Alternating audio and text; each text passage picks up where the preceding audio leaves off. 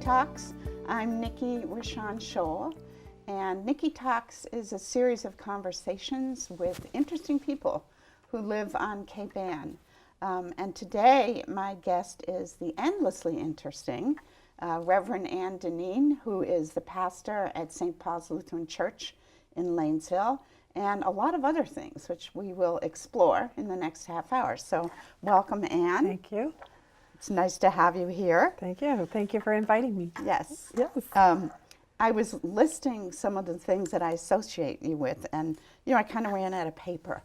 There were so many things. It's the pastor at St. Paul's Lutheran Church. You're a community activist. You've been involved with the Grace Center from the start. You're a mother. You're a grandmother. You're a musician. You're a singer, and you're an artist. Does that sort of cover the waterfront? Yeah, it does. It does. That's good. Okay. Yeah. I'm sure there's other things. So I usually start by just asking, how did you end up in Gloucester? Like, how did you come here, and how long you been here? Well, I went to high school in Boxford, in Masconomet Regional High School. Yeah. And we used to drive over this way to Gloucester and Rockport because it was just such a fetching place, so wonderful, and go on the rocks. And so I've loved it for years and years and years. Mm-hmm. And I ended up here because there was a nice conjunction. I finished my preparation for becoming a pastor. This church here in Lanesville had been open, and it was also the church that one of my colleagues, who is a dear, dear friend, served in 1967 to 1970. So the whole time I've, been in the Lutheran Church, he and I are really close, and he sponsored me for ordination, but he's been telling me about St. Paul Lutheran Church in Lanesville and his adventures in Lanesville and the quarries and all the things that people loved. And some of the people are still there. Because he started a young adults group, and those folks are now the adults. They're adults. The senior adults. That's great. Yeah, isn't it great? So That's he had really been great. telling me about this place for years. And so it came up, and somewhere along the line, it just matched up, like what I had to offer them is what they needed and or were looking for. And it was a nice conjunction of, it's my theory is everything is woven, of course, I would think that. Yes. So, that's good. Anyway. And it was a really beautiful weaving together of things from his past, mine.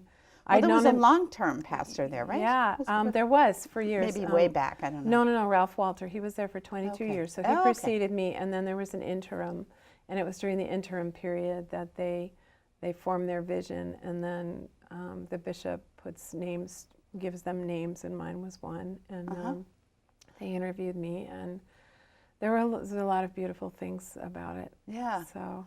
And how did you specifically come to the Lutheran religion? I felt at home. I grew up Presbyterian. Okay. I love liturgy. I love the beauty of liturgy, and by that I mean just the ceremonial piece. Yeah. Partly because it doesn't have words. It's action. So I love the action of communion every week, and I love my tradition too. My grandfather was a Presbyterian pastor. And we currently have 5 pastors in our family. 3 of them are Presbyterian and 2 of them are Lutheran. One of them's my daughter. Right. So there's 2 generations right now. So it's a really beautiful kind of thing in our family. Yeah. We have a lot of ministerial discussions, and the people on my mother's side anyway are very involved in church and have been. What's the primary difference between Presbyterian and Lutheran, would you say? I would say the way it developed, Presbyterianism, Calvin was one of Luther's students, and it just developed a little differently. And I would say, for me, in terms of a feeling, I wanted, I spent a lot of time thinking about how to be close to communion, and I think Presbyterians now serve communion every week, but at the time I was growing up, they didn't. And the Lutheran Church was closer liturgically to that. So without getting into a big theological discussion about the nuances. Yeah, but no, I'm sure. I feel very at home in both places. Uh-huh, I do. I feel very at home in both places. It's interesting because I had a really, I may have shared this with you, a fascinating conversation with my daughter about communion. Oh, yeah. And she sort of gave it this broader context, which I didn't really quite understand, but I'm sort of understanding it more now that that's so much a part of being in a beloved community and sharing it's about, that experience. Yes, you're sharing a life together. Yeah, you know, it's a life of, you're taking a meal together. You're being knit together in this way. Yeah. Right. It's very beautiful. Yeah. I love communion. Yeah. Hard to describe in words. It is hard to describe. Yeah. That was really helpful for me to understand. Yeah, great. Well, thank you, Josie. Yeah. If you're watching this.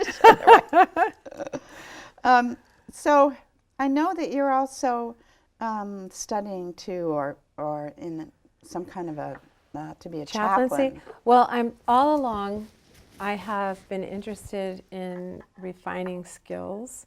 And so all ordained ministers in the Lutheran Church that I serve, which is the Evangelical Lutheran Church in America, we all are required to take a unit, which is 400 hours of clinical work in a setting with supervision and group process and teaching, didactic presentations on various aspects of pastoral care.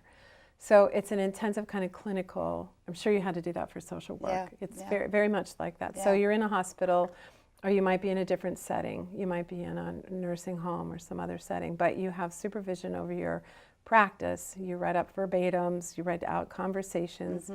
The goal is to become really aware of your own, who you are in any pastoral exchange, and what are the needs, what's the appropriate response. You do some assessment, like you'll think really hard about, like when you go in, you're trained to really look at the room, see what's there, see who's there, who's not there, see how the light is, see all of this contributes to how you make an assessment about, how you serve someone. And that setting would be like, it could be anywhere. It could be anywhere. It could be a medical setting. It could be a home. It could be. But it would all be a care facility? It depends. I mean, my site was Grace Center, and hospital, and the hospital, Beverly Hospital, and at least for now. And the other sites where I've had training was Emerson Hospital, and then a year at Mass General, and then here. And the thing that was great is in all these programs, I was able to do it concurrently while being a pastor, because it's education around the work that I do. And they would use, my own congregation as a setting where I'm giving pastoral care.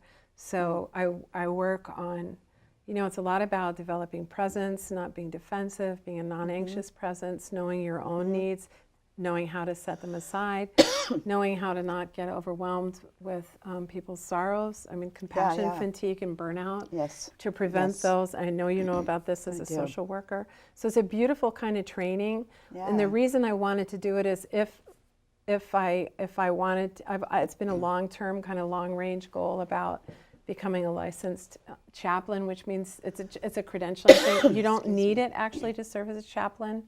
The license? The license. Lots of people are chaplains who are ordained. They'll go and they'll have some CP, clinical pastoral education, and they also use, the thing I like about it, Nicki, is, we've talked about this because you're a teacher too.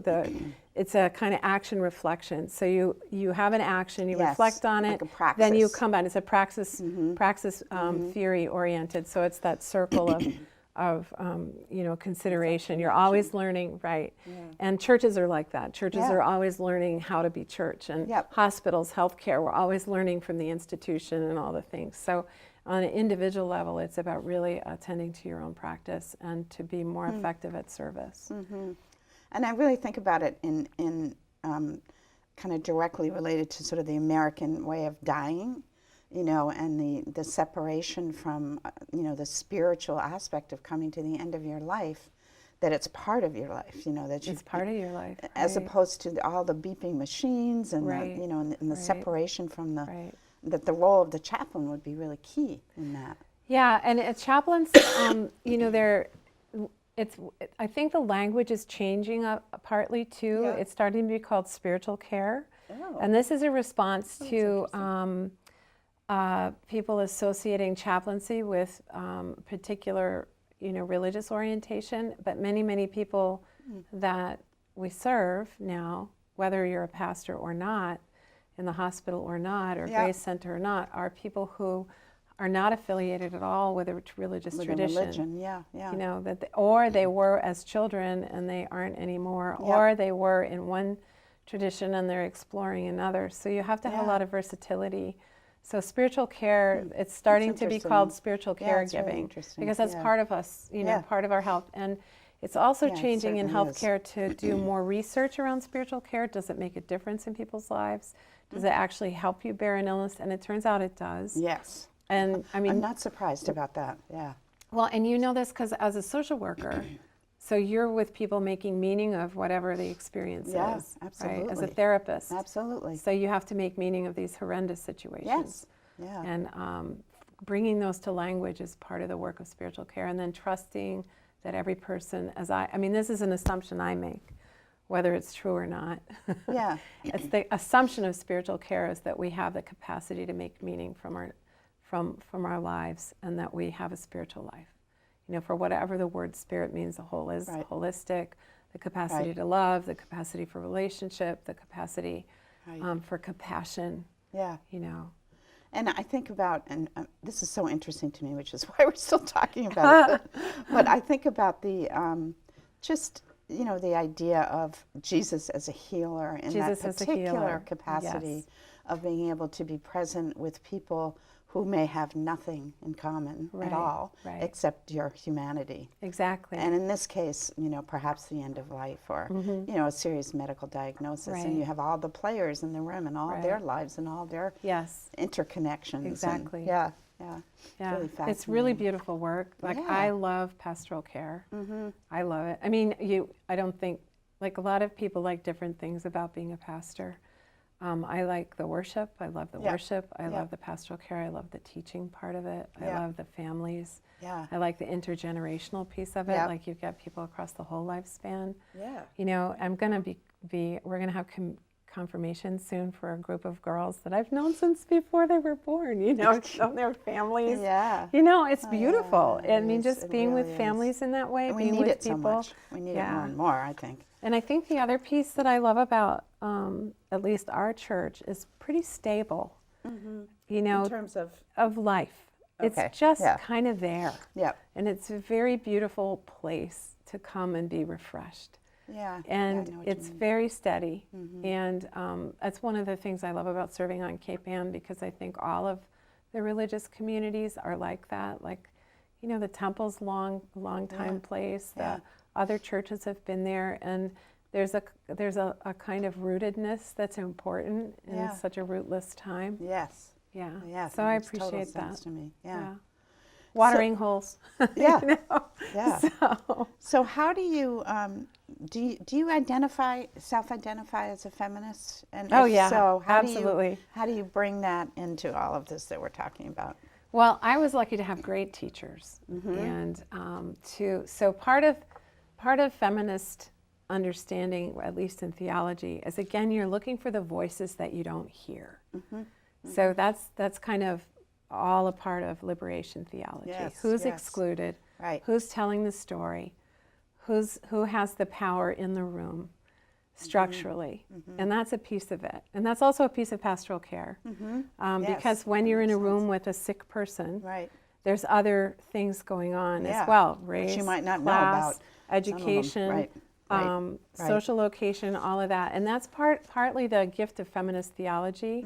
And for me, I'm aware every day that I'm a woman in a profession where people have only been ordained as women since 1975 in my church. Now, other churches have had longer women. Like I think the Quakers did it, when they were ordaining. Unitarian Universalists. And I don't know when they started ordaining women. We'd have to ask. I wonder what the gender balance is in divinity schools. It's now much more equal. Yeah. It is. It is much more equal. It's still, I usually can remember the percentages within our church, but there's many more women, and we have a woman presiding bishop now. But I keep waiting for, I know as a feminist, like when I'm doing exegesis of a piece of scripture or reading or planning, I'm going to think about all of those things. What's the woman's role in this? Yeah. Who's what happens to this scripture? Like we had the parable of the prodigal son last week. So there's a way of reading that, calling it the parable of the absent mother. There's no mother in that story. Like where's that mother? Yeah. I want to know. Yeah. You know, and so then you begin to do midrash on it and interpretation and think about, why is she not there? How's the story changed if you change the gender? How is it changed if a mother has two daughters and one daughter goes off and one daughter stays home? And goodness knows, we actually have these experiences. So you just used 2 words, though. What was the last word you just used? Exegesis. And then the one after that. I don't remember. I thought, what exegesis. does that mean? Oh, midrash and exegesis. Yeah. Okay, exegesis is when you take a piece of scripture apart. It's a close reading of any, and you do that of anything. But when in religious study, it's when you're working with scripture, you're looking at all different aspects of it. You're doing a translation of it. You're looking at the original language, all the nuances of the words. And you work with other commentaries on it. You work with your own experience of it. So it's really engaging. Yeah. You know, it's like literature study. Yeah. I mean, Josie would. I mean, it's the same thing with if you're looking at a passage. Yeah. So you're just, unfolding it. And then midrash is a Jewish or a Hebrew word for working with the imagination, kind of, the rabbi says, reading between the lines. And so there's all these oral interpretations of these stories, oral things that get told. So and I used one of those on Sunday from the Midrashic tradition on that similar story to the parable of the prodigal son. It's another story out there. Lots of other stories out there that Jesus would have known. Yeah. Because he's Jewish, right? Everybody forgets that. Everybody does forget that. He really is not a Christian at all. Yeah, with the long hair. So I know. Yeah, people they're stuck there. Yeah.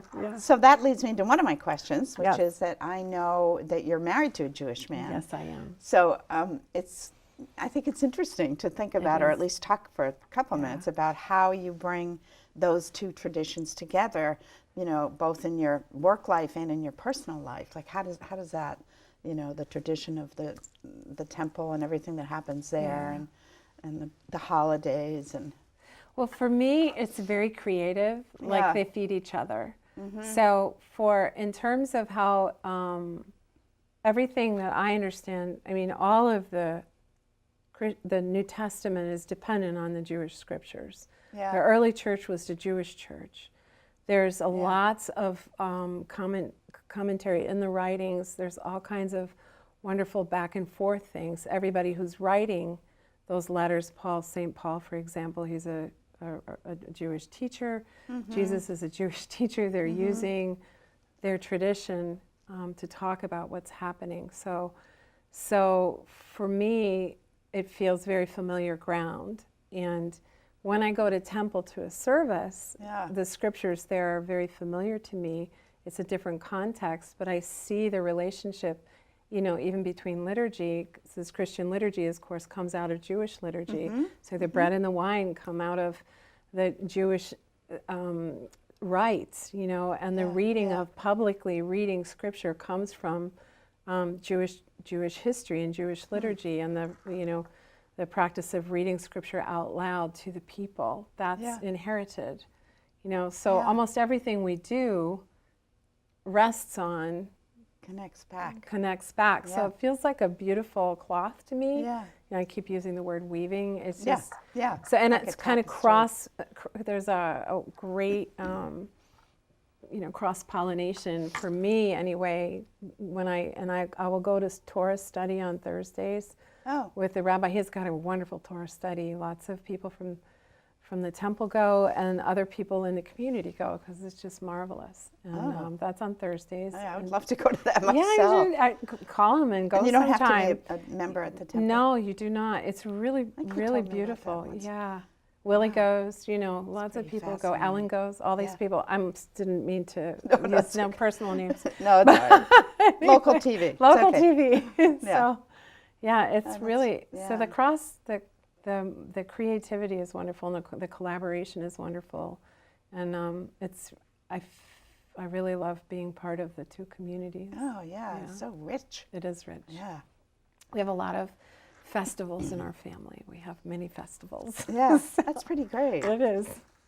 And I wanted to, something I also don't totally know anything about, which is the icon painting. Oh, yeah. So can you tell me even what that is, or why you do it, or who you do it with, or? Sure. Yeah. Sure. So iconography is a way of representing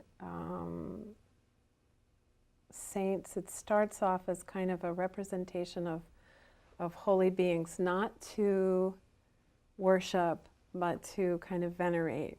And the word iconography is a writing. It means to write. So you write an icon. An icon means image, what's seen. So you write this icon, and it starts, it has a long history in the church. And St. Luke is supposed to have been in the tradition, the first iconographer who represented Mary and Jesus from life. So that's the story, one of the stories that gets handed down. And the earliest icons are of Jesus, Mary, the Madonna and Child, and they proliferate in Eastern Christianity, not so much in the Western Church. And there's a kind of resurgence of interest and excitement about iconography as it's come from the East to us. And it's a form of devotion. So in an Orthodox home, you would have icons for, the family icons, and it's kind of for a place of prayer and devotion. And the idea is that an icon is a window to the divine. So somehow in an icon, you get in touch with, both as you're making the icon, writing the icon, but then just gazing at it, some kind of truth comes through. So icons are also depicting the life of Jesus. So if you go into an Orthodox church, you'll see something called an iconostasis, which is a huge and beautiful panel in the nave, separating the place where you're sitting and the altar. Is this gorgeous pieces of work depicting the lives of Jesus, maybe the life of some saint that the church might be named after. There might be, the benefactors might be painted in there somewhere as devoted people. But the idea is to somehow make a connection with the person you are writing, the icon you are writing. So if you were doing, like we did, the most recent, I learned this from a woman who lived in Newburyport, who's a wonderful iconographer. Her name is Rebecca Taylor Peeves, and she was giving classes. There's a bunch of people on Cape Ann who had taken classes with her too, which I found out later when I moved here. But she would teach them in her home, and she was trained by an Orthodox person in Pennsylvania. It's like an oral tradition in some ways. It's handed down. You can learn to do icons from books and YouTube and all these things now. But when she was teaching me, she made a really clear point that this is handed on from teacher to student, from teacher to student. And then, so I started teaching it, and the first person I taught was a really, really dear friend who sadly has since died of brain cancer.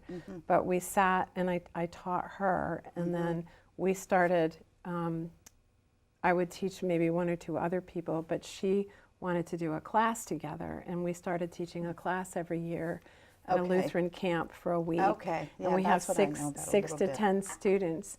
So each year we do a different icon, and this year I did an icon based on Walker, one of Walker Hancock's sculptures called, for me I call it the Good Shepherd, but it's a boy holding a sheep. And the statue is in Walker Hancock's studio, and I happened to be in there one day That's perfect. Isn't that wonderful? Yeah, and I it's saw really this wonderful. beautiful It's wonderful. sculpture, and the Good Shepherd is one of the images of Jesus. And, you know, the Lord is my shepherd, I shall not want. So he's carrying a little lamb. We almost done? Yeah. Anyway, so we did that. So we adapted a sculpture with Deenen's permission. Yeah. We got her permission to do it. And Deenie Hancock, for people who don't know, is his daughter. Deenie French is Walker Hancock's daughter, and she is charge of his whatever that is, in her estate. And she gave me permission to adapt it, and she had done a drawing of it herself. So we made this beautiful icon of the Good Shepherd that has everything about our life on Cape Ann in it. And that connection. It's just so beautiful. Yeah, and so so it does, Oh, glad I asked so about yeah, that. I'll show it to you. I Yeah. should have brought it with me. But even the rocks look like little rocks from down in the quarry. That's Like great. everybody else's rocks looked normal, but mine were quarry rocks. Yeah. Yours were Lanesville rocks. Yes, so, I love that. yeah. All right, let me see. We are almost out of time. I'm never going to be able to ask you all these questions, but I think I usually ask at the very end a question, kind of a closure question about what you, from your perspective, what you feel is an important thing for people to understand about how we live to get today. You know, within our circumstances, which are difficult right now, for certainly, and how we bring compassion to each other and unity. And what would you say to help people understand that and why that's an imperative? So it's what I do for a living. Yes, that's right. It is. I'm very lucky to just have that as my calling. Yeah. So you get to do it 24/7. I do it 24/7. Yeah. So my image that I'm working on is beloved community. Yeah. And I think that's what we're all called to. It doesn't matter So what tell me what religion we that are. is. And I will tell you what that is. For me, as I understand it, it is both in the microcosm and the macrocosm, a society committed to compassionate and humane and just relationships across the board, to the planet, to individuals, to communities. And I did a sabbatical in 2017, and I visited intentional communities with an idea about people who were intentionally really working on being beloved community. And I wanted to come home and tell the mayor all about this, because I think Safathia gets it. Yeah, I agree. I think that agree. she knows what community is, and the reason I love living on Cape Ann is because I think we get it here. Yeah. I think Gloucester gets it, and I think people here work agree for with it. The that. commission is about the commission Yep. for the prevention of domestic violence, the Yes. coalition, I mean, Yeah. not the commission, but Yeah. the coalition Yep. is about that. It is. It is. The immigration work is Absolutely about right about that. everything that we do Grace here. Center The is about Grace that. Center is about that. But and beloved community isn't like rocket science. It's, you know, the Dalai Lama says, my religion is kindness. You know, it's really thinking about those interactions. So you asked about chaplaincy. To me, Yes. that's one of the ways I train myself to compassion. Because we can want to feel it, we can have empathy, but sometimes we need to train ourselves to compassionate relationships. And those, be in it. when we're in it, and those include justice, which brings in the feminist piece, which is who's Absolutely. not here, who's not at Yeah. the table, who should be at the table, and why are they not here, and how do we get them at the table, or Yeah. how do we take the table to them? I'm going to a reunion of people I was in jail with. in Oh, good for you! Yay! 1969, protesting the Vietnam War. There you go. And I was remembering that people referred to me and they said, "Well, she's not political. What is she doing? You know, demonstrating." But it was about those things. It's it was about about beloved- compassion and beloved community Yeah. and justice and kindness. And you know, I mean, I know that the phrase wasn't popular in the way that it is now because of Martin Luther King Jr.'s work. He used that as an image, but it's really in the mainstream now, and I'm so excited about that. Yeah, that's really Like nice. people, I mean, in 50 years, beloved community, like you hear it all the time. Yes, you like hear it it was in now. the news, it was in the New York Times and Yes, yes. essays. I mean, you just see it out there. So Very it's encouraging. kind of a dream. It's kind of a dream. It is. And for me, it's a translation of what Jesus means when he talks about the reign of God. Well, we are out of time. Yeah. So thank Thank you you. so much.